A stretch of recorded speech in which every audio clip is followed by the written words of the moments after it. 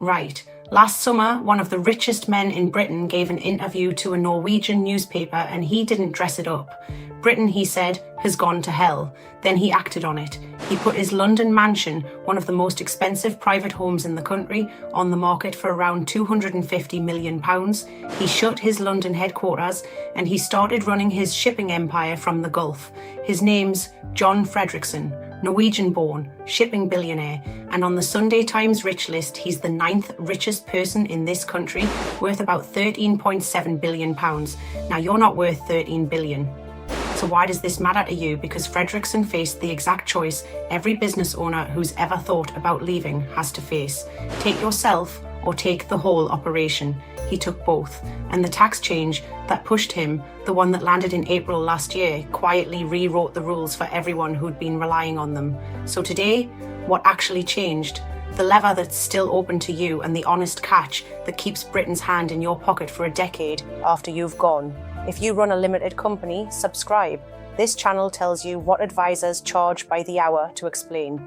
Quick one before we go on. This is what I do all day. The structuring at CT Private Office, the accounts and compliance at Tax for Pros. Link below if you want to work with me.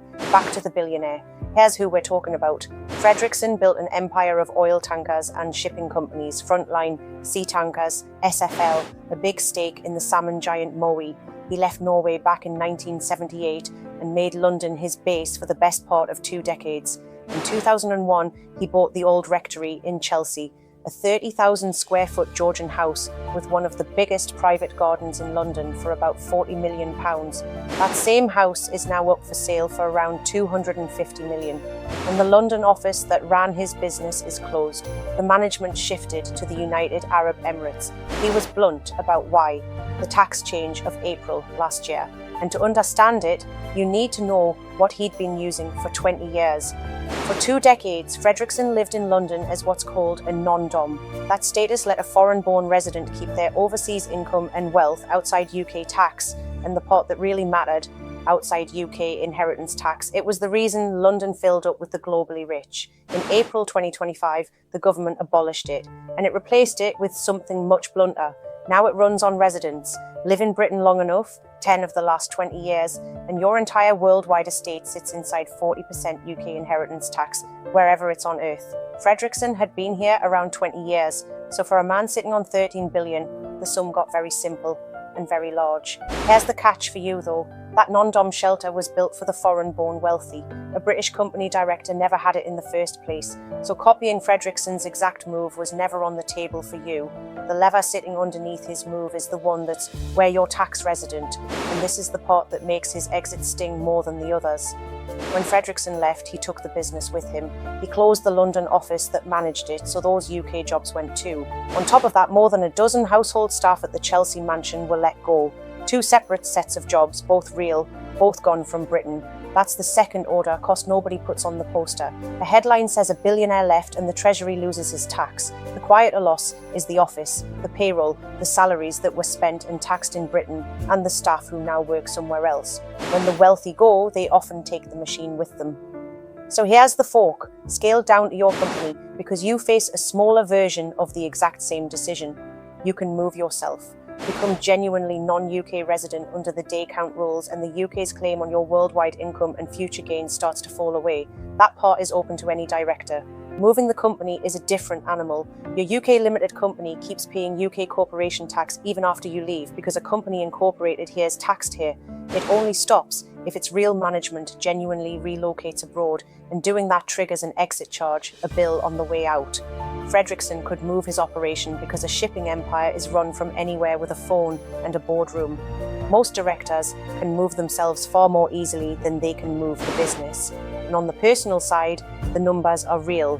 Take £100 of profit in your company. Stay UK resident, pay yourself the top slice. And after corporation tax and dividend tax, you keep about £45.50. Become genuinely non-resident, done properly, the company still pays its corporation tax, but that personal layer can fall away and you keep closer to 75, in the UK at least. If you're seriously weighing up a move like his, I've put the whole thing in one place. The exit playbook is 37 quid, the residence test, the day counts, the clocks, and the exit charges on the company in the right order, link below. 3. And Fredriksen is walking straight into the first of them. 1. Leaving is slow. Because inheritance tax now runs on residents, a long-term resident like him stays inside UK inheritance tax on his worldwide estate for up to 10 years after he goes. 20 years here buys you the full decade-long tail. He can move to the Gulf tomorrow and Britain still has a claim on the estate until the mid-2030s. 2. It has to be a real move, counted in days. If you keep a home and family here, you can be capped at as few as 16 days a year back in the country before you're dragged back into UK tax. The postal address in Dubai changes nothing if your life is still in London. 3. The Gulf is low tax, there's still tax to pay. The UAE charges 0 personal income tax, which is the draw, but it's charged a 9% corporate tax since 2023, and a genuinely UK-run business can still be taxed here. 0 is the headline.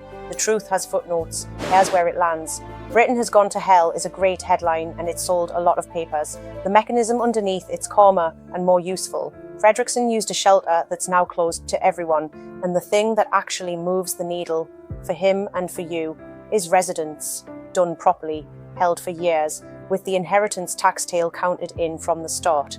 He also reminds you of the bit governments forget. When you tax mobile people hard enough, some of them leave, and they take the office and the jobs with them. For you, the lesson is quieter. You can pull the residence lever the same way the billionaires do. You just have to do it properly and start early enough that the clocks run in your favour. 2 ways to work with me, both linked below. If there's real money on the line and you want the structuring conversation, apply for a call.